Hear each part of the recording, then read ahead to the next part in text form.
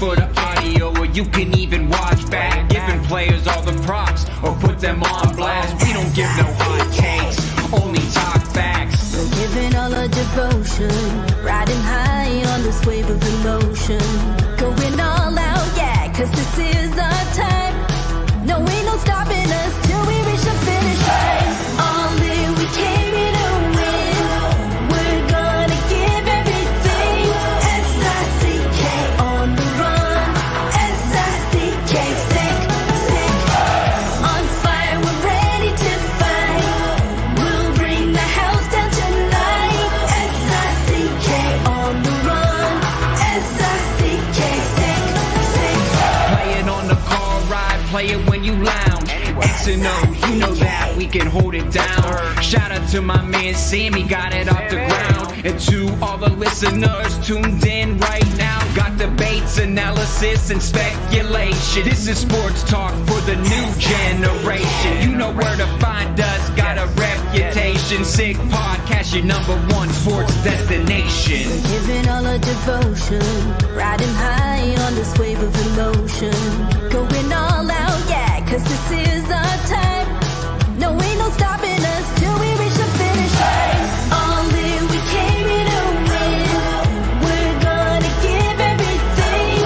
S-I-C-K on the run. S-I-C-K, sick, sick. On fire, we're ready to fight. We'll bring the house down tonight. S-I-C-K on the run. S-I-C-K, sick, sick. S-I-C-K is the sickest podcast. Tune in for the audio, or you can even watch back. Giving players all the props, or put them on blast. We don't give no hot takes, only talk back. S-I-C-K, S-I-C-K, S-I-C-K, S-I-C-K, S-I-C-K, S-I-C-K, S-I-C-K. All in, we came here to win. We're gonna give everything. S-I-C-K on the run. S-I-C-K, sick, sick. S-I-C-K is the sickest podcast. Tune in for the audio, or you can even watch back. Giving players all the props, or put them on blast. We don't give no hot takes, only talk facts. We're giving all our devotion, riding high on this wave of emotion. Going all out, yeah, cause this is our time. No, ain't no stopping us till we reach the finish line. All in, we came here to win. We're gonna give everything. S-I-C-K on the run. S-I-C-K, sick, sick.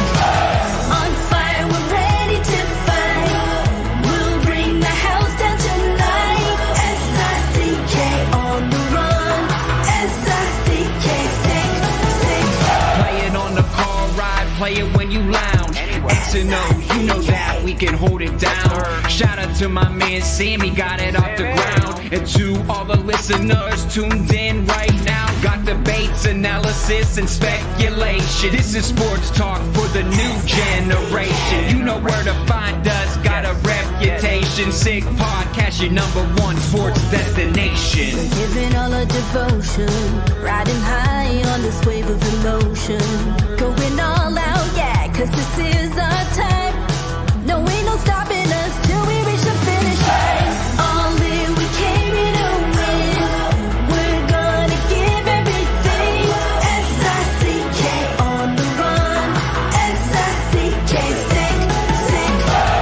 On fire, we're ready to fight. We'll bring the house down tonight. S-I-C-K on the run. S-I-C-K, sick, sick. S-I-C-K is the sickest podcast. Tune in for the audio, or you can even watch back. Giving players all the props, or put them on blast. We don't give no hot takes, only talk back. S-I-C-K, S-I-C-K, S-I-C-K, S-I-C-K, S-I-C-K, S-I-C-K. Turn up your volume. Because you're about to listen to The Sick Podcast. The Eye Test with Pierre, McGuire, and Jimmy Murphy. The Stanley Cup winning Colorado Avalanche and After 22 years, Raymond Mark! The sickest NHL podcast. It's gonna be sick. And welcome to another edition of the Eye Test here on the Sick Podcast Network. Jimmy Murphy and Pierre McGuire here. I am still in Montreal. Pierre is in Lake Placid. Pierre, No. I'm in Hamilton, New York. Hamilton, I apologize. Lake Placid's next weekend. Okay, gotcha. I lose track of your travel schedule, my It's okay. And in Hamilton, New York. And Pierre, of course, the NCAA hockey tournament has begun. They're already in the actual NCAA tournament after the conference tournaments in women's hockey. And, of course, the conference tournament in men's are starting up now. They've already started, actually. It is on campus Friday. We don't have a guest, but you and I are going to tear down the schedule and look at all the matchups right now. And, Pierre, let's start in the women's tournament right now. We got some really good matchups in the NCAA tournament right now. Pierre, which ones are you looking at the most right now? Well, first of all, last night, congratulations to St. Lawrence and Penn State. What a game they played with Chris Wells and St. Lawrence winning 1-0 in overtime. A spectacular hockey game. Could have gone either way. But obviously St. Lawrence pulls it out. They've got a next game that's really difficult with Wisconsin. I'm looking forward to a rematch from last weekend semifinal between Colgate and Cornell. Izzy Daniels, the ECAC Player of the Year from Cornell. Colgate's got a murderer's row of players. That'll be tomorrow, Saturday afternoon at 2 o'clock in Hamilton. But what you have right now, Jimmy, in the NCAA tournament, you got 4 teams from the ECAC that are still viable. And Clarkson hasn't even played yet. They're playing the University of Minnesota. I've already talked about Cornell. I've talked about St. Lawrence. I've talked about Colgate. That's an amazing accomplishment for first-year commissioner Doug Christensen and what they've been able to do with the women's side of the game at the NCAA level, at the national level. So hats off to them. But, you look at how good Ohio State is. You look at how good Minnesota is. You look at how good Minnesota Duluth is. There are a lot, and obviously Wisconsin. I haven't even talked about the job Mark Johnson's done at Wisconsin. So I've kind of given you a whole potpourri of information on the women's game. But I can tell you right now, this is going to be whomever goes to the Frozen Four in Durham, New Hampshire next weekend at the University of New Hampshire. If you're a fan and you love to see really good, fast hockey, that will be an amazing Frozen Four for the women, because whomever, and there's obviously 8 teams left, whomever wins tonight and tomorrow, it will be unbelievable. It will be really, really good, Jimmy. One thing I was going to ask you mentioned all the ECAC teams in there, Pierre. When you get and you just said, like, you look at right now with Colgate and Cornell, they just faced each other. How much does the familiarity and let's just say the hate, the rivalries there, how much can that play a factor when they get to the national level as well? Plays a huge factor. And look I've been watching this Cornell Colgate thing for 3 years. Again, being transparent, my son's been playing here. His freshman year, they played down at Cornell at Lina Arena in the best 2 out of 3 in the playoffs. Not a lot of teams can go in a line and win 1 game. They had to win 2, which they were able to do. So I've seen this thing firsthand fester over time. And it's not just on the guys' side, it's on the women's side as well. And this is truly the Hatfield and the McCoys. You had a chance to be at the Montreal-Boston series last night, or game. Yeah. That's obviously extremely intense, as you know, Jimmy. The Clarkson-St. Lawrence thing, the Michigan State thing, the Wisconsin-Minnesota thing, Minnesota-Duluth and Minnesota, North Dakota and anybody. You know what I mean? Like, everybody wants to get them. So this Colgate-Cornell thing in women's hockey and in men's hockey, it's nasty. It's really nasty. Good stuff. Well, let's look over now, Pierre, to the men's and all the conference tournaments that are going on. Obviously, one that I'm always focused on, being a UMass alum, is the Hockey East. Yeah. And my alma mater is heading up against Providence, Pierre, tomorrow in a 4:05 matinee game. You look at those two teams right now, they're very similar in my eyes, Pierre. They've kind of been close to each other in the standings the whole season, and now they're going to face off against each other. Who are you liking? And by the way, too, for those that don't understand out there, it's 1 and out, like in this tournament now. It's not 2 out of 3 or anything. It is 1 and out. Who do you like in that one?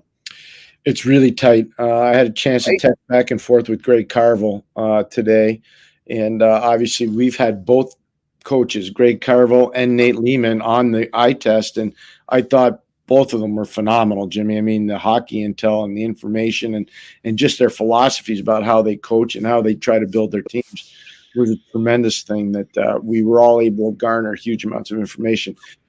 The edge, I think, and if I were being asked to, wager, the edge I think would go to UMass, but count anything Providence is done this season, and Nate's obviously a great coach, but it's that tight a margin. It's going to be really tight in that series, extremely tight. And before we get to the other matchups here too, just thinking about that it is 1-0. You're a coach heading into this, right?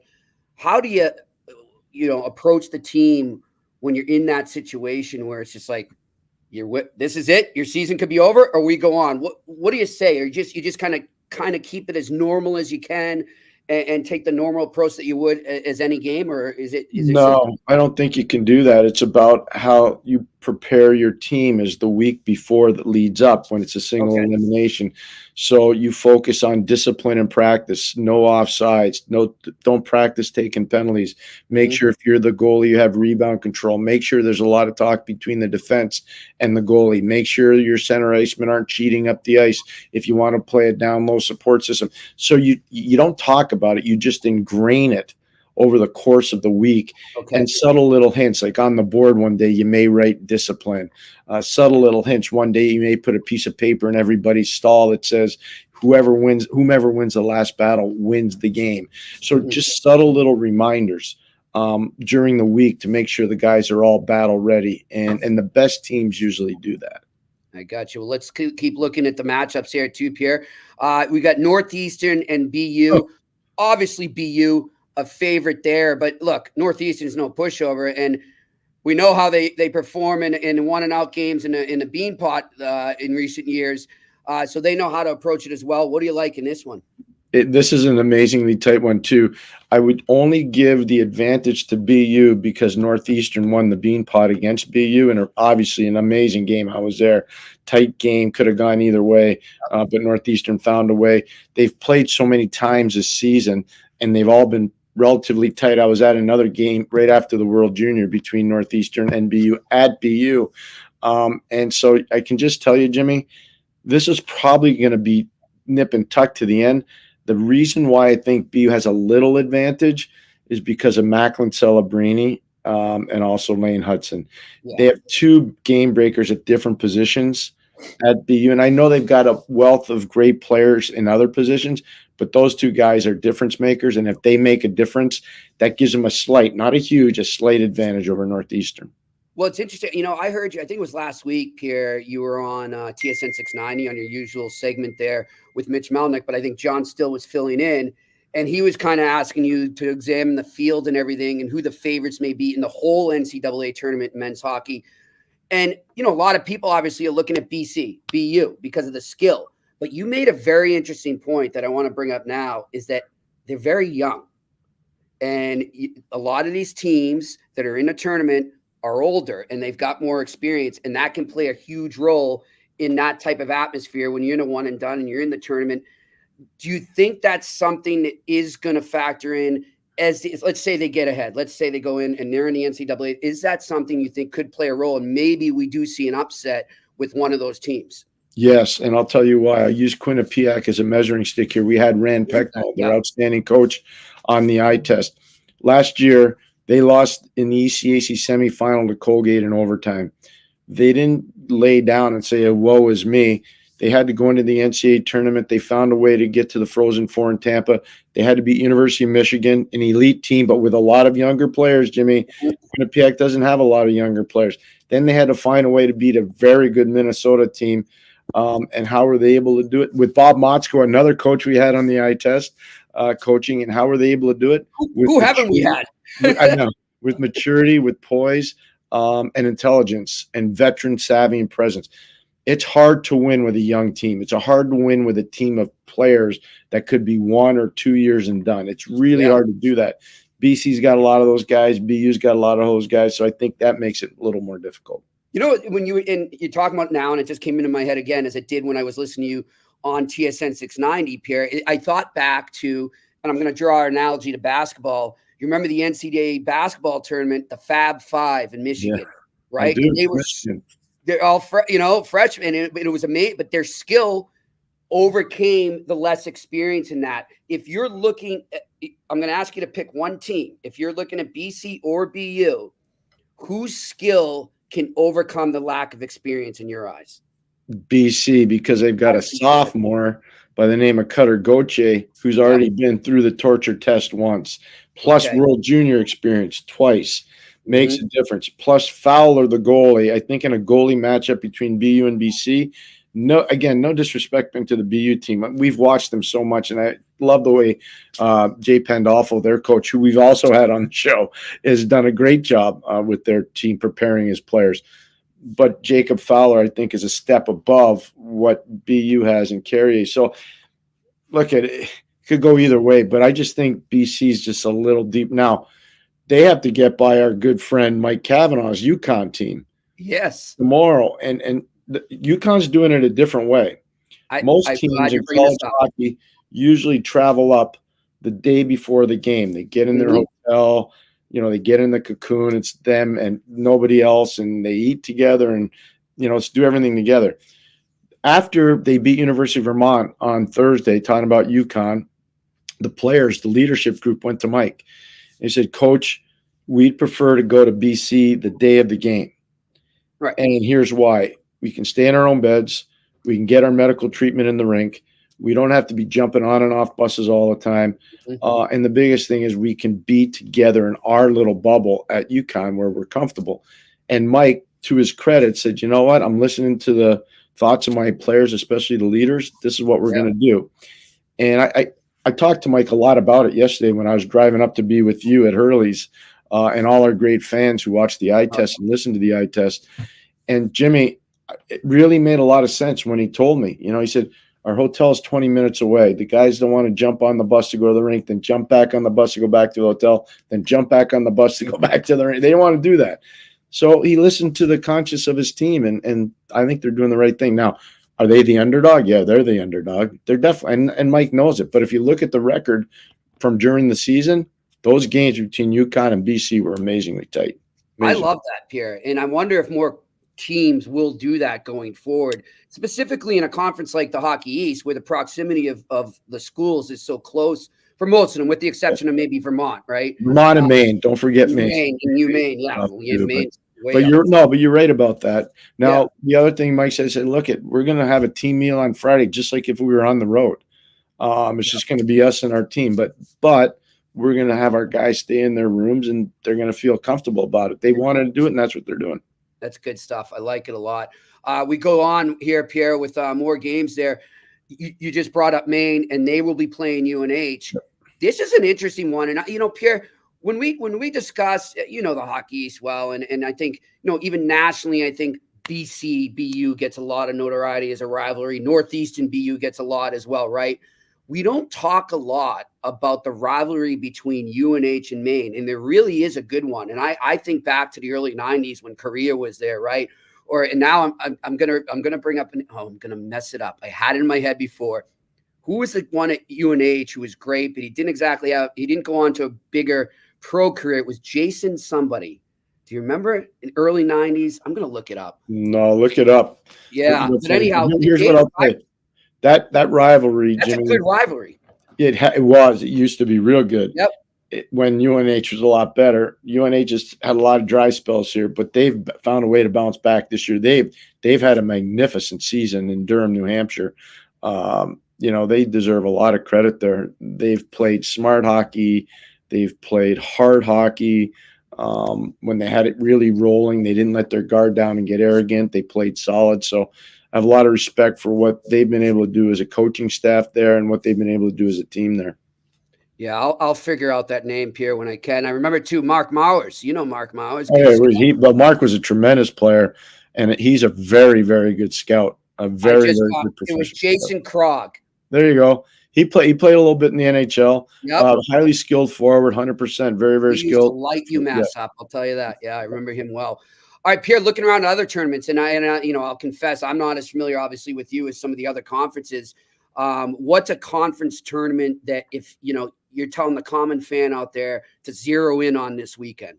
Well, I'd say all of Hockey East and the ECAC is obviously really good. They're not down to their Final Four yet. Right. This weekend will determine who the Final Four will be. Playing in that. But here's what I would tell you: that Big Ten tournament is nasty. I mean, there's some good teams in that league. So, that's one that I would watch, and anything that has Dakota in it, and anything that has Denver in it, and anything that has Western Michigan in it, that's always a great tournament to watch. So we're getting deeper. There are a lot of guys now golfing. There are a lot of guys now on spring break that were playing college hockey, as late as this Thursday. Yep. They're done now. So this single elimination stuff and this playoff stuff, teams get eliminated real quick. And the big thing about it is the players on all these teams know they're this close to having their season end. And for a lot of them, it might be the last time they play meaningful games. Yeah. And that's what makes it so unbelievable. Yeah, that's a great the point. energy and the tension and the passion and the emotion. Yep. There's a lot that goes into it. I just got a text message from a mother of a player who is playing this weekend, and she said, I hope this isn't my son's last weekend of college hockey. And she kind of put like a crying emoji, one of those things. And I felt bad. I'm watering up thinking about it, man. I didn't respond to the text yet because I was coming on with you, and I didn't think it was appropriate just to give one or two word answer. So I'll send something more appropriate when we're done here. But I'm not in that position right now, and I hope I'm not in that position for a real long time. Yeah. But I can only imagine. I remember going to watch my daughter's last race as a Dartmouth rower because she couldn't row anymore because of an injury. After her senior year, she was looking forward to maybe going to Paris this summer for the Olympics, and her career's over. And I remember how emotional that was when my son Ryan and my wife Melanie were there to see her in her last event. It's unbelievably difficult. So I can't even imagine what these parents are doing. That's a great aspect to bring up. It's an amazingly difficult part of it. Yeah. And it also, though, can be an amazingly underestimated motivational factor as well. That, when you're looking at a game, and we were just breaking down the skill of each team, the strengths of each team, but maybe now you look at the lineups and you say, well, this guy, that guy, they're not going to the pros probably. This might be their last game. They're really going to want to win this, and they could step up and kind of be an unsung hero. So that's a great factor. Spot on. Great factor to look at. Another thing that comes out of these games now, Pierre, that you mentioned, they're one and done, and this could be it for these teams, and we've already seen it start. I saw it with the team I cover this past week, is the NCAA college free agent season is about to really kick in. We're going to see a lot of those signings coming up in the next few weeks. Pierre, who are some of the guys that our listeners and viewers should be keeping an eye on? I don't really want to talk about that now, Jimmy. I know all the kids just because they're going into games. Okay. I'll tell you why. Okay. Last year, I spent a lot of time obviously watching games, and I found that there were teams that had players that either had drafted players that didn't want to say anything, or free agent players who the agents didn't want to say anything. Okay. And then all of a sudden, let me finish. Then it leaked out that this guy was leaving, or that guy was leaving, or this guy was leaving. And it wasn't good. And some of those teams got beat down bad. Like they got really beat bad. And it's because they lost their train of focus. I don't want anybody hanging that on you or on me. So I think it's better to wait. But at the appropriate time, I will give you a laundry list of who I think are real good free agent guys and real good draft picks that are leaving. Like if you were to ask me last year, who's one guy that you think is going to be a home run hitter that's coming out, I would have told you Matt Coronado from Harvard. And he's had an amazing year. Now he's been in the American League and he's been in the NHL. But he's had go look at his numbers. He's a point a game player in the American Hockey League, and he's starting to really make a mark with Calgary. So that's just one guy that I would use as an example. But there's a lot of them out there. If you were to ask now, I'll give you one that I think he's not a free agent. I think Cutter Gauthier, whenever BC season is done, I can talk about that now only because everybody knows he's leaving, including his coaches. Yes, he's going to Anaheim after the trade with Philadelphia. He's leaving. Yeah.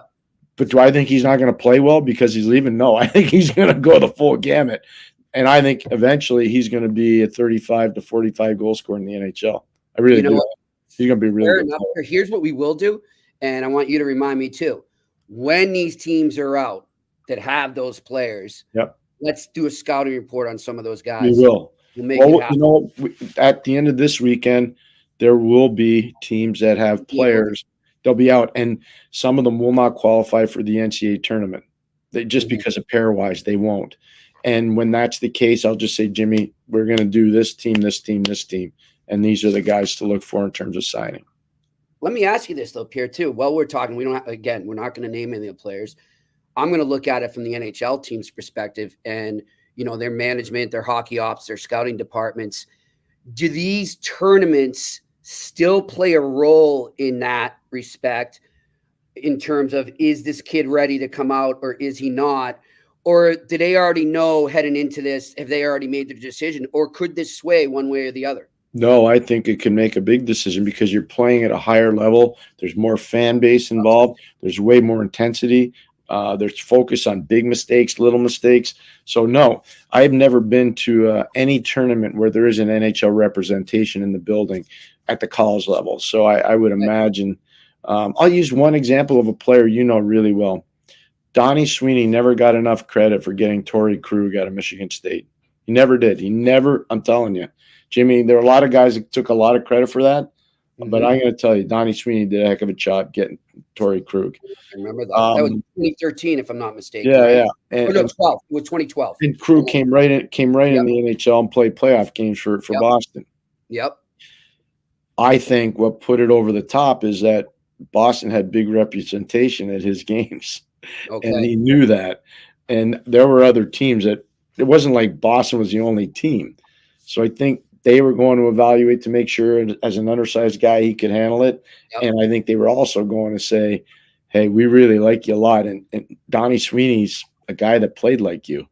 Yeah. And so he knows what you can do and how you can help the team. And so that's just one example. There's lots of them, though, lots of examples like that. Before we move on from that too, Pierre, and I want to give a shout out to two of my friends there.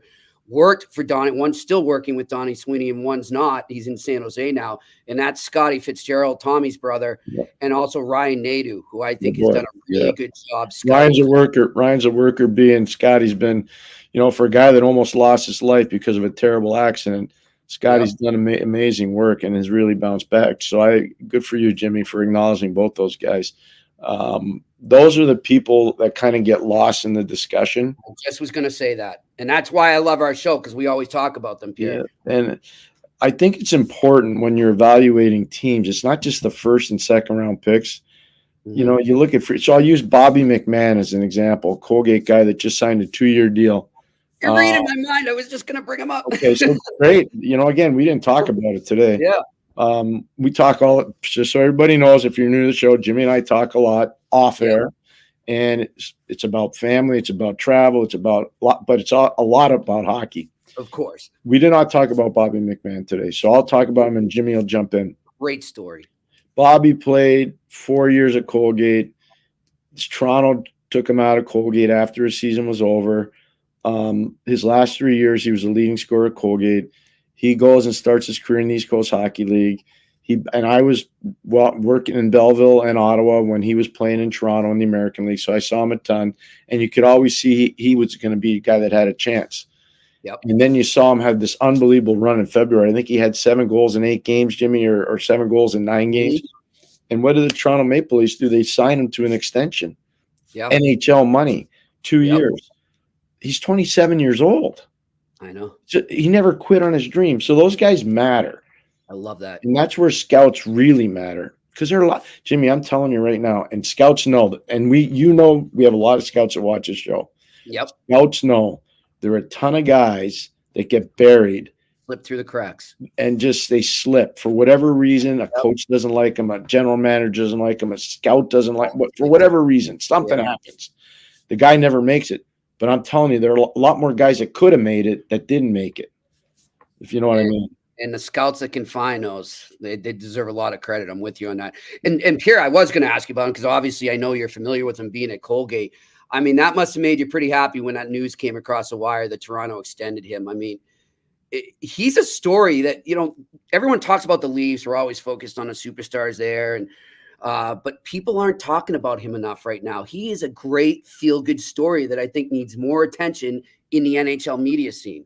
Yeah, but look at Simon Benoit, who they got from Great. Anaheim in the offseason. Huge defenseman. He undrafted. Really good player. He's been good for Toronto. There's another example of it. Kevin Rooney's a really good example. He was a kid that went to the Berkshire School, ends up being on Providence's national championship team. The New Jersey Devils signed him as a free agent.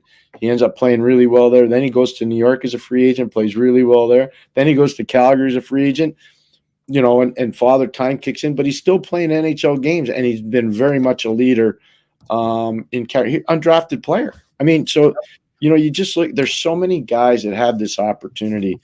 It's a big part that I'm really impressed with in the league. I always had a soft spot in my heart for the underdog. And I think that if you're really smart as a staff, you can find those guys, but you have to work at it. You really have to work. Hey, Brian Rafalski might be one of the best examples. Okay. Kid that plays at University of Wisconsin for 4 years. Can't get a job anywhere. His agent is Bill Zito, who's now the general manager of the Florida Panthers. Yep. And Billy finds him work over in Sweden and Finland, and he plays over there. And David Conti, who played over in Finland, and Colgate, is a lead scout for the New Jersey Devils at the time. They signed Brian Rafalski as a free agent after playing, I think, 4 years over in Europe. Yeah. He comes back, and he's part of Stanley Cup winning teams. They got him in the first pairing playing with Scotty Stevens. I mean, you look at it, you're going, how did this happen? Because a good scout found him. That's how it happened. And quickly, I want to stay on Bill Zito there, but quickly, I'm glad you brought up Kevin Rooney. A shout out to, I know the family well, Canton, Mass. And also, I did a story on him and Kevin Miller back in the day for the Berkshire School magazine, Pierre, a couple years back. And I just talked about their experience at Berkshire and how it helped them in their hockey career. So I'm glad you brought him up. But getting back to Bill Zito, Pierre, he's had a habit of doing that with players. If I'm not mistaken, Pierre, there was a goalie for the Boston Bruins that might have changed the fortunes of that organization in 2011 that Mr. Bill Zito did the same thing for. That would be Timmy Thomas, who got a very late start in his pro career, right? He did. So I think Timmy was an 11th round pick of the Quebec Nordiques, if I remember correctly. Was, yep, saw him play obviously at University of Vermont. I actually saw him play in the East Coast Hockey League down in Birmingham, Alabama. Oh, wow. How about was that? He there when you were coaching? Go look it up. Okay. So Timmy's been around, and I just talk about the hockey player and the person. I don't talk about the other stuff that people like to talk about. Timmy Thomas, when I had to deal with him, was so upfront, was so great, was such a gentleman, was really that 2011 run. He was amazing to deal with. He was amazing to Doc Emmerich. He was amazing to Eddie Olczyk. He was amazing to me. He was great with our NBC crew. He really helped sell the Bruins. He helped sell a lot of what that whole playoff was about. We called him the goalie that plays a position like a linebacker, and then we showed video of it. It was amazing. It was amazing how he played. But yeah, no, Timmy's a great story. Great story. Yeah. And you look, and by the way, Birmingham Bulls. There you go, Pierre. Yeah. Let's. For whatever reason, I just remember seeing him. I'm like, this guy's got a chance. He's got a chance. Okay, so Pierre, just so the listeners know, before he finally really made it, so to speak, right? Timmy Thomas graduates University. By the way, went to the Frozen Four with another great underrated player, Martin St. Louis as well. And another guy too. I think Eric Perrin. Yep. Good call. That was a great team. What a team. 1997-98 season, he plays one game with the Houston Aeros in the IHL. Yeah, Davey Tippett was coaching that team. Yeah. He then heads to Finland to play for Helsinki. He then comes back. So this is all in one season, Pierre. This is his first season out of college and comes back and plays for Birmingham. And then next year, 98-99, back to Helsinki, okay? Same season, back to Hamilton, to the Hamilton Bulldogs in the AHL. Then the next season, Detroit Vipers. He plays 36 games there, so actually gets to sit still in one location for a bit. 2001, AIK in the SEL. Then 2001-02, Carpet back in Finland. Then he comes back in 02-03, plays for the Providence Bruins, finally gets to the NHL at the end of that season, plays 4 games for the Bruins, back to Providence in 03-04, because you remember the Bruins had Andrew Raycroft, who won the Calder that year. 04-05 lockout season, he's in Finland, comes back, he's with the Providence Bruins, and then he finally starts to get it going in that 05-06 season in a professional setting in the NHL and never looks back. And of course, as we just said, wins the Stanley Cup, the Vezina, and the Conn Smythe in 2011. Pierre, if that guy isn't the story of perseverance and believe in yourself and keep pushing, I don't know what is. I really don't. One of the best stories about Timmy, I don't know if it was his mother, his father, or both of them, pawned off their wedding ring. It was both. It was both, so that he could go to a hockey camp. Yep. He didn't want to let his family down. He didn't want to let his parents down. I mean, that's an amazing thing. It's an amazing story. By the way, you talked about him playing for Karpat. Karpat is in northern Finland. It's north of the Arctic Circle. It's in a town called Oulu, O-U-L-U. Go look at that up, Jimmy, and look how far up north that is. Those winters are draconian, man. There's no sunshine there. It's dark from the time you get up till the time you go to bed. And there are no easy road trips on that team. None. And you know what, too, I want to mention, too, Pierre. So, obviously, everyone knows out there the Bruins are celebrating their centennial season, and they've done a lot of things, bringing the alumni in from different eras of their franchise. And, of course, they recently celebrated that Stanley Cup team and sort of the 2000 to current Bruins, right? And Timmy Thomas is there. And now he was there, Pierre, in the beginning of the season for the season opener when they did a big celebration. And, you know, we all know, and maybe some of you don't, though, Tim's been through a lot since he retired. He's had a lot of CTE issues, memory issues, really went through the ringer in terms of CTE. And he was very open to us in the beginning of the season, to the point where a reporter, I forget what the topic was, but he brought something up that you would have thought he'd remember, and he didn't. And it was so hard to watch. And he's saying, I honestly can't remember. And he was emotional that he couldn't gather that thought in his head. He comes back recently, and the first thing he tells us is, my memory's back. It's coming back. And he was so happy. And Pierre, I almost cried just watching him, because he was so proud that he's starting to remember all the great moments of his career. And he's had such an accomplished career. So I'm really happy for Timmy and how well he's doing now. Very good, Jimmy. That's a really good story. And Timmy, if you're watching, Jimmy, you should send this to Tim. A lot of us are thinking of you, Tim, and we're really, really happy that's working out. That one, man, that 2000, I'll never forget it. Yeah. Pierre, let's open it up to the comments section now. And there's interesting news coming off the wire here. Very big news. Gabe Vilardi out indefinitely due to an enlarged spleen. Do you think the additions of Toffoli and Monahan will be enough to absorb the loss? And this is from Jeffrey B. Should he be unable to return for the playoffs? That's huge, Pierre. That's a big story. I wasn't aware of this. Obviously, we're working the show, and I'm not. I never work with any notes. No, he just don't. I'm the guy that's keeping an eye on the news here. I don't work with any notes, and I just do my preparation before the show, and that's just, I feel better doing it that way. Wow, that's big news. Yeah, I do think Toffoli and Monahan make a difference there. I talked to an NHL coach not long ago. He said the best passing team he'd seen in the NHL at game 60 had been the Winnipeg Jets. Yeah. That's a positive thing for them. They are deep. They move the puck really cleanly out of their own zone. They obviously have goaltending. Hellebuck's never really won in the playoffs. He's going to have to prove that he can. Jimmy, he hadn't done it yet. But I do think with Monahan there for special teams and faceoffs, that'll help. And Toffoli can score in every situation, and he's not intimidated. He's a Stanley Cup winner. He's not intimidated by any moment. So does that help them overcome Vilardi? I think yes. If they have Vilardi, they're obviously a better team. Yeah, and by the way, I mean, seriously, you go back and you look at that trade over the summer and how ironic it is, how well it's worked for Winnipeg and not for LA. It's amazing. But just that's great pro scouting there by the Winnipeg Jets, by the way, what they got in that trade, Pierre. Yeah, well, the amateur guys had to be involved too on Vilardi because he hadn't had a lot of success in the NHL. But Gabe obviously was good, and same with Iafallo. I mean, he played just down the road in college in Minnesota. And the thing about him is not a lot of Americans' kids are in a rush to go play in Winnipeg. that guy loves playing in Winnipeg because he's a fisherman, he's a hunter, he loves the outdoors. You know, and that makes John Lou talked about that. Remember we had John? Yeah, that's what I'm saying. That stuff makes a difference. So that's part of scouting. Great fit. Information gathering is a big part of scouting. You know, Jimmy, someday I'm going to have you over when all my stuff's out of storage. And I'm going to show you the binders that I have that are just handwritten notes on players from different eras and how thick they are. And, you know, again, you learn this from being a college recruiter and then an amateur scout and then a pro scout and then a scout that has to break down people's, you know, their game planning, their strengths, their weaknesses as a group.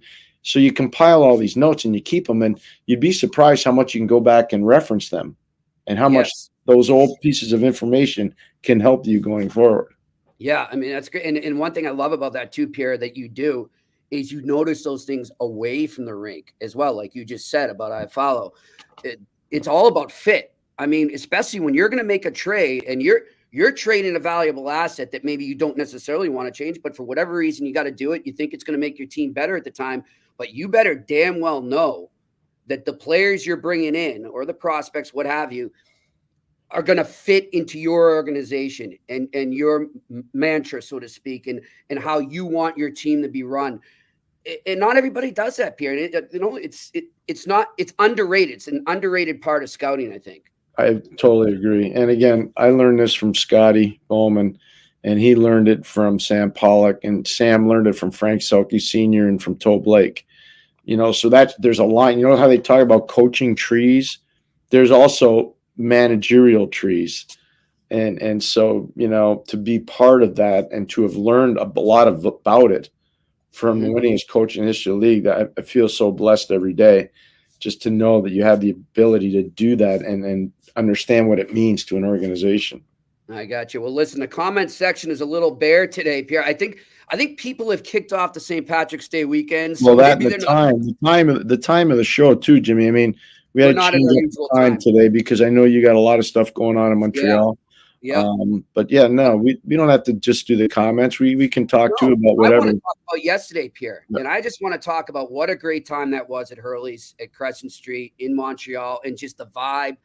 Pierre, after you left, I mean, you saw how packed it was when you were there. It got even more packed, and the vibe between the Bruins and the Canadiens fans. Okay, you would think, look, Red Sox, Yankees, Bruins, Canadiens. You got these rallies, Celtics, Lakers, all. You would think there might be the potential for some fisticuffs, so to speak, or some hatred. It was none of that. It was just people sitting around. I would look at different tables, and it'd be Bruins and Canadiens jerseys at each table, talking hockey, and they were all coming up, say, "Hey, you guys are great. It was so good to see you and Pierre." It was just such a good, I don't know, Pierre. It's like just a meaningless, really, when you look at it, regular season game. The Canadiens are out of it. Yeah, the Bruins need the points, but it's not, when you were looking at the schedule last night as an NHL fan, you're maybe not looking at that game as the most meaningful game, but it was just such a celebration of hockey, Pierre, and you must have felt it too. I'm so glad that you said that, Jimmy, and the way you presented it was awesome. Really, really good. Yeah, I felt that. My mom was there. My 87-year-old mom was there. God, and she actually commented. Happy to meet her. We went out for dinner last night with her friend Tony, who's such a nice woman. And they usually go out to dinner a lot, the two of them, you know, because both of them have lost their husbands. Mm-hmm. And so anyways, long story short, they commented how well behaved the fans were. And I was like, yeah, they were really good. I thought it was great. I did. I thought it was great. You know, if it had been a playoff game, Jimmy, I don't know if it would have been the same. Like, totally being fair here, I just don't know. But last night it was more of a celebration of great weather, fun times, awesome pub.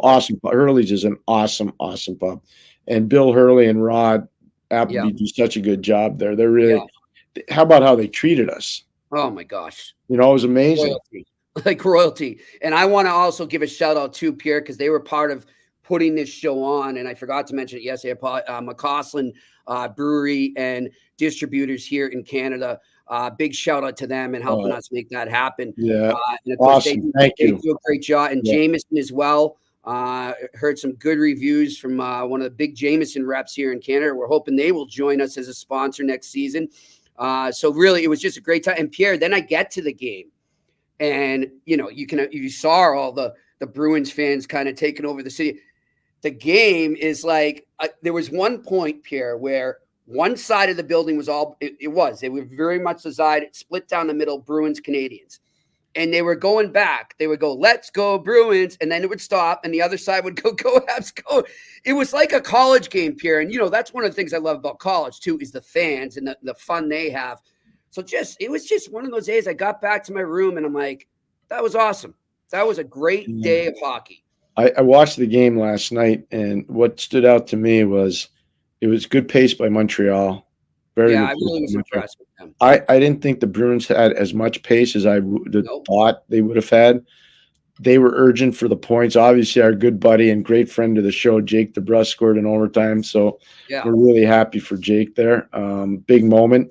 A week ago, most people thought he was getting jettisoned. He was getting thrown overboard. Right? But I thought, Jake did extremely well. And the biggest thing for Boston, they got to keep putting points in the bank. And Montreal showing growth in their rebuild. Yes. People I know people are impatient. I get it, Jimmy. But they're showing growth. And we've been steadfast, you and I both, that Montreal's going in the right direction. I know people want it to happen tomorrow. It's not happening tomorrow. It's not how it goes. But they're getting there, Jimmy. I'm telling you, they're getting there. And I'm right. Yep. And one guy, Pierre, that, you especially, whether it's here, whether it's on other radio hits that you do regularly, Juraj Slafkovsky, what a pass to Nick Suzuki last night. I mean, you're seeing that skill come out right now that made him the number one pick. And I think, as you just said, it's hard for the fans, right? Because they wanted to arrive. He's arriving. Like, embrace that. You're out of it. You're not making the playoffs. You might be a lottery pick again. Who knows? But look at those little things right now. Start to look at the young players and how they've developed this season. And you're going to appreciate it more, because I'm watching that kid close last night. He's a different player than the last time they played the Bruins in January. Like, completely different player, and that's only 2 months. Well, he's 19 years old. How would he be as a college freshman? Oh, we're celebrating Macklin Celebrini, who's 17. We talked about Brady Tkachuk. I saw Jack Eichel at the same age when he was playing college. I saw Paul Correa. I saw a lot of Brian Leach. I saw a lot of really good young college players over time. Joe Nieuwendyk at Cornell. I can go down the line. So many good players over time. Craig Janney at Boston College. Just you keep going. It's a murderer's row. Johnny Cullen at Boston University. But I see Slafkovsky and I say, okay, let's put him in a college game right now. How would he do? He'd win the Hobie Baker. That's what he'd do. So let's remember where he is in his development. Now, I can also say I saw him when he was a third-line player playing in Turku in Finland. I saw him a lot. And I'll just tell you right now, he hardly played. There were years of development that he lost because he was playing in a men's league and his coach wouldn't play him on the power play. His coach wouldn't play him with the best players. He was more in a checking role and he didn't get on the ice very often. Yeah. So now I'm seeing this stuff happen with the puck and you're going, oh, this guy's going to be a power forward. He's going to be really good. Yeah. I was talking to a couple of the Bruins players too. They're like, that's not the same guy we saw earlier. No, this is part of the development, though. This is what it takes time for the body just to kick in, everything to catch up. He's going to be good. It'll be there. In the comments section agreeing with us right now. He says, look, most sensible fans know Slav would take time to develop. Being a big player, learning North American style. Unfortunately, most fans aren't sensible. They're often emotional. Of course, we get it. No, you know what? Jeffrey always sends in really distinct and smart comments, I think. I really do. I really appreciate that's the thing about this show that really impressed me, Jimmy. Like, our people that are watching and listening, they send in some really, really smart takes. Yep. And I appreciate that. And that's why I always tell you, let's stay on so we answer everybody. Yeah. Because I just appreciate the time that they've taken to do this. Well, they take the eye test, Pierre. That's what they do. They look at the players and they apply the eye test. And Pierre, back to the Bruins side there too. We discussed it yesterday, how impressed I was with the attitude John Beecher seemed to have. I was very impressed with his game last night. He was what he needs to be, right? Yep. So keep it simple, kid. Win face-offs. Be a big body. You don't have to kill anybody. Just be there. Be a presence. Mhm. Don't be too cute. Don't turn the puck over from the top of the circle in your zone to the blue line. It's got to be out. Yep. Don't mess That's around. And That's from it. the red line into their zone, it's got to be in. Like, Yep. it's not a complicated game for him, No, it you is. know. And But I speaking of thought he played well. I thought he was very good. Yeah, I was impressed with him. Another guy they were talking about, Pierre, too, is his first game in a Bruins uniform, and we mentioned him yesterday, was Peak. He did the same thing. He's there to keep it simple as well. Do you remember the scouting report I gave you? Yes. He's big. He's To a point. He's physical. He's not going to give you any offense, but he's going to play in a 5, 6, 7 role, and he's going to be good insulation for the top 5 guys or 4 guys if somebody goes down. But I watched him a ton, like playing minors and playing in college. He's a useful player. It's a good, safe pickup, and it's not cap unfriendly. It's cap friendly. Exactly. So one thing I'll say, Pierre, about him, the one little knock I had, and it goes with the theme we're talking about in terms of keeping it simple, know your job, and just do that. He did try to step out of that realm in the beginning of the game, and he was lucky. Linus Ullmark was up to the task. I don't know if you saw it. Gallagher just went right around because he went up on him instead of just positioning himself, and Gallagher just burnt him. So as long as he stays where he's supposed to stay, he'll be okay. Hey, you brought up Brendan's name, and I don't want to get too negative. Brendan's, just for those that don't know, Brendan's mother's battling brain cancer right now. So we're thinking of the Gallagher family right now. Just wanted we're thinking of the entire family. And you know what? It was, I have to go down to the Bruins locker room, Pierre, and I can't be in 2 places at once. Yeah, so of course. I don't get to see the Canadiens, but afterwards, I was, sometimes the guys and their families will hang out there in the runway there, underneath the stands, and just catching up with each other. And I was looking for him because I'm glad you brought that up. And Brendan, yes, we're sending our best, because when I lived here in Montreal and I was covering the Canadiens, Brendan Gallagher was one of the best people to me. You could tell he's a born leader, and he knows how to handle the media. He knows how to take one for the team, whether it's on the ice or whether it's with us. So I know I'm with you, Pierre. I know his game has declined. That's just a fact. But he's still valuable to that team in that sense. And I'm glad he's still around for them, because he's got to be good for those young kids that we were just talking about developing. Yeah, one more thing on Brendan and the good person that he is. I have a nephew that was battling some health issues probably 4 or 5 years ago. And I was living in Connecticut working for NBC at the time when we owned the NHL rights. And my sister-in-law called me up and said, listen, I know it's probably a lot to ask, but could you, my son's favorite player is Brendan Gallagher. Can you get him to come and see him? And so I called Brendan up, and I didn't call him. I actually texted him and want to bug him. And he took care of everything. It was really, that sounds like him. And it wasn't like, oh, could you do? It's just like, if you have time, if it's not too big a problem. He didn't. He said, "Yeah, I'll be there." I took, he took care of stuff. So I was really grateful for that, and shows the kind of person that he is. Look at this. We have, and I know her from Twitter, Hempress Zen here in our comments section. No, not yet, Hempress. I'm not 3 sheets to the St. Patty's win today, but being a good boy. But she says we love him. Prayers up to her and a heart there. And then, that's cool. That's so nice. Jimmy, you know what? One of the great things about doing this with you is I'm getting to meet different people. And, my whole life has been in pro hockey. And I, most of the time you didn't really get to be with the fans as much, because you're on an airplane, you're in a rink, you're in a film studio, when I was coaching, and you're right out, and the way I am. I can just tell you this: when I was coaching, I didn't really go home very much. I'd stay in the rink and I was watching tape, or I was talking to players, or I was on the ice skating with guys. That's how I rolled. And everybody's different. Some guys are good at that. Some guys aren't. Everybody's good. So it's not one size fits all. But that's one of the things I really appreciate about doing the eye test, is getting to meet all these different people. Like yesterday, I thought was tremendous. I really enjoyed yesterday. I really did. Yeah. Well, I mean, you sent my friend Jason over the moon. I'll tell you that, Pierre. Jason's one of the coolest Aussie. Well, he's not an Aussie. He's in New Zealand. No, don't say that. No, I know. I was going to say, we were talking about Australia. And I told him a story about Bill Foley, who's the owner of the Vegas Golden Knights.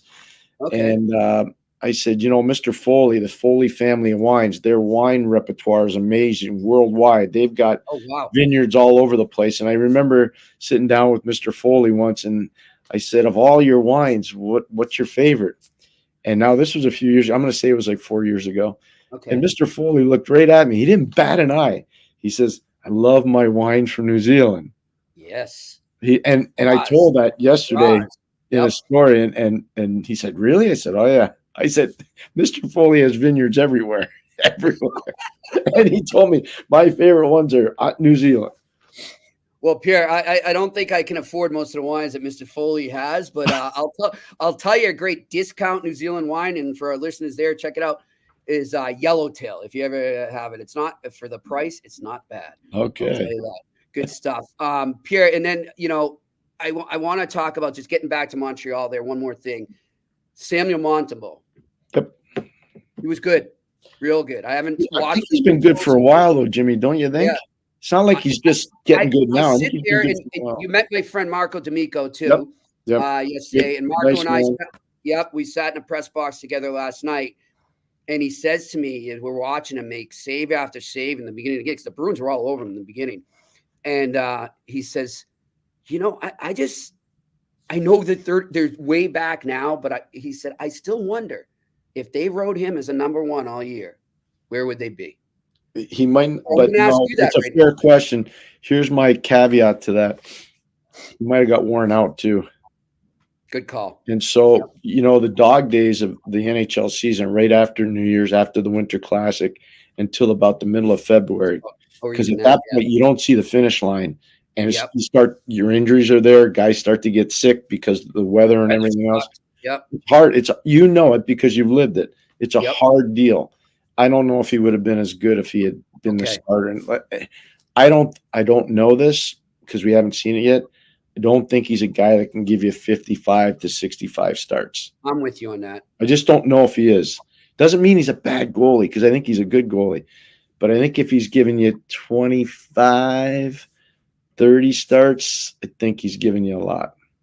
I'm going to throw it out there right now, Pierre, as you're talking, and you're describing that type of goalie. You know who comes right in my head just now? The guy he was just teammates with that's in New Jersey now. Yeah, Jake Allen. Jake, for sure. He could be a Jake Allen type guy.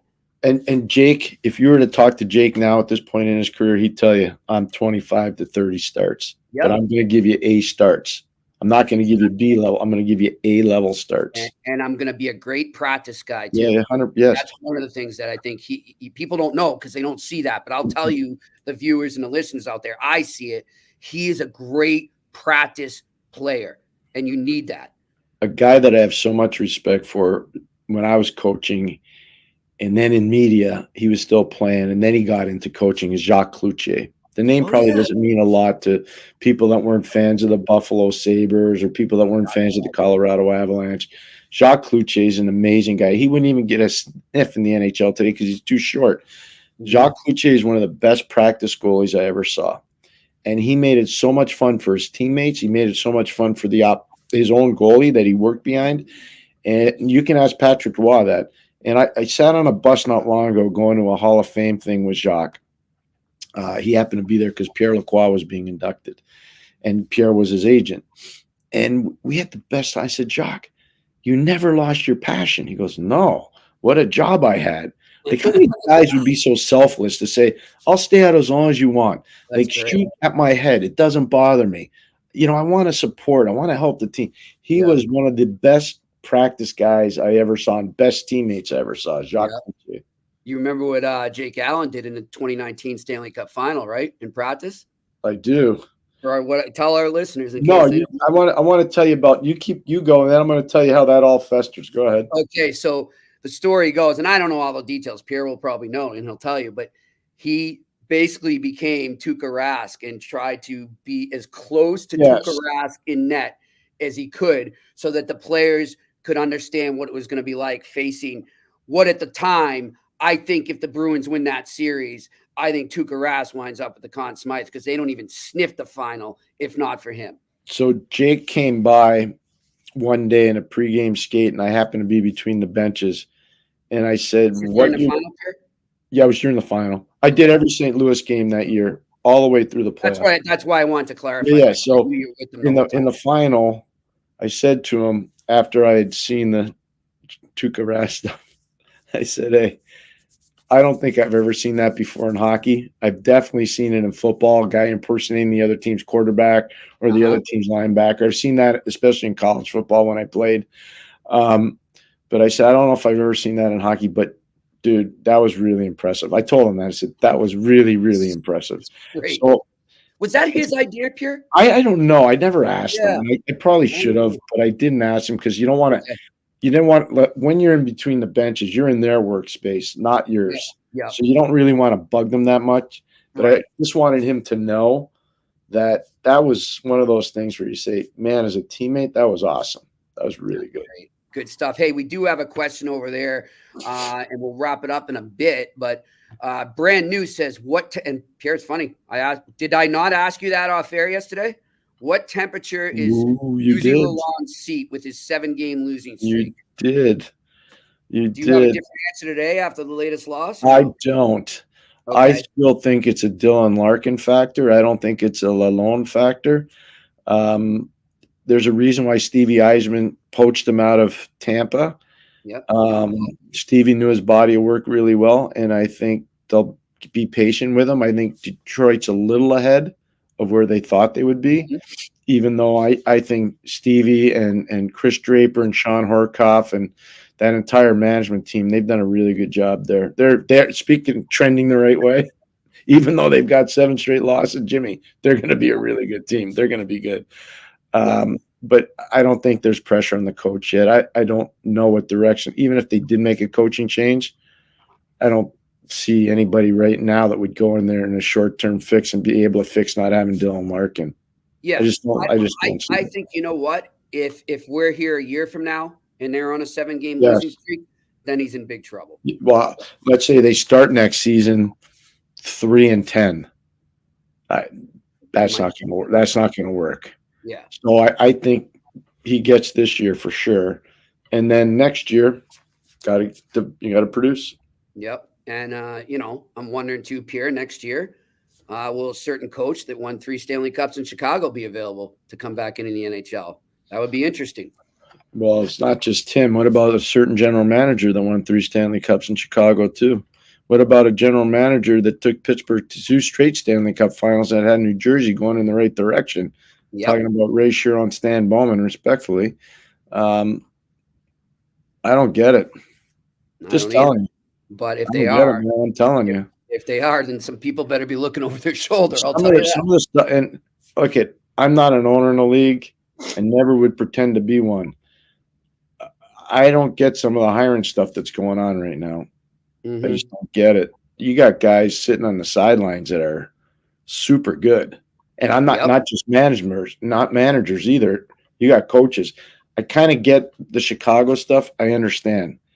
And I'm not heartless. I totally get that.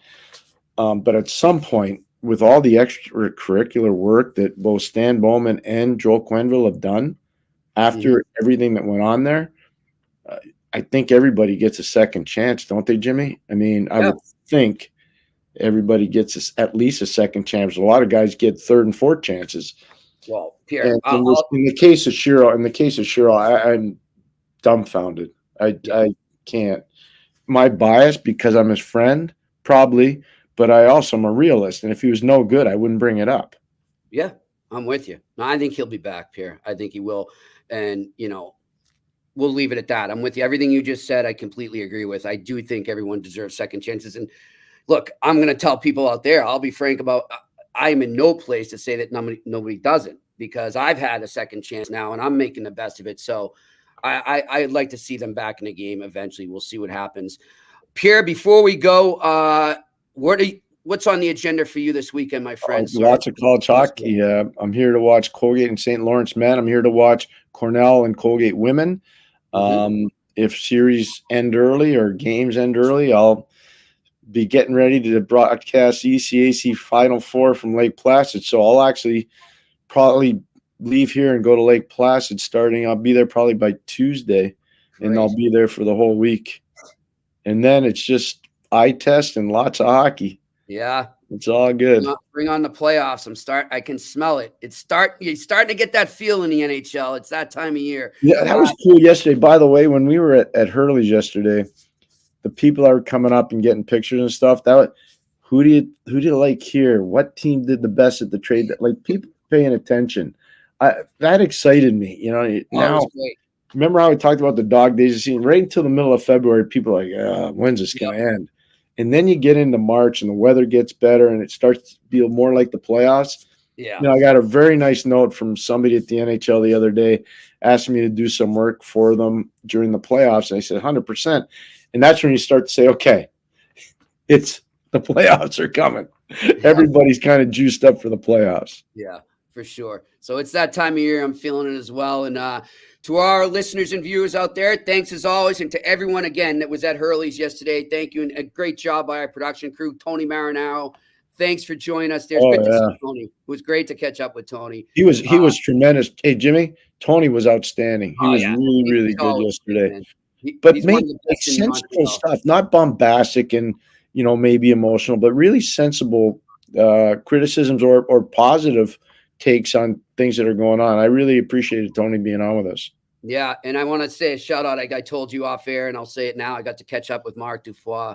Yeah, what a guy. Class act, one of the classiest in the biz, and a great guy. I was introduced to him by Russ Conway long ago, and it was great to catch up with him. He was asking about you, Pierre. He said to say hello. So shout out to Mark as well. It was a great time. And to everyone out there, happy St. Patrick's weekend. Be safe and enjoy the weekend. He's Pierre McGuire. I'm Jimmy Murphy. This has been another edition of the Eye Test on the Sick Podcast Network.